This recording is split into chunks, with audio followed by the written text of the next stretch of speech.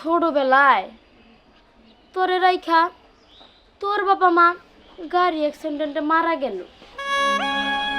তোর এখন দেখতাছে, তোরে পাল্টাছে, তোর ভরণ পোষণ দিতেছে ওই পুলিশ। ওই স্যারটা কত ভালো, তোরে পড়ালেখা শিখাইতেছে, তোরে মানুষের মতো মানুষ করতেছে, আবার সংসারটাও চালাইতেছে। আমি এই বুড়ি বয়সে কি সুন্দর পয়সা খাইতে পারি, আর সেই মানুষটার সাথে তুই বেইমানি করতে পারলি। দিহান, এদিকে আয়। পরি, এদিকে আয়।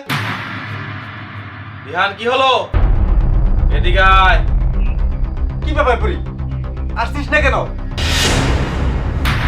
এখানে কি যে হইতেছে আমি তো কিছুই বুঝতে পারতেছি না। এখানে যা হচ্ছে আপনি আস্তে আস্তে বুঝতে পারবেন।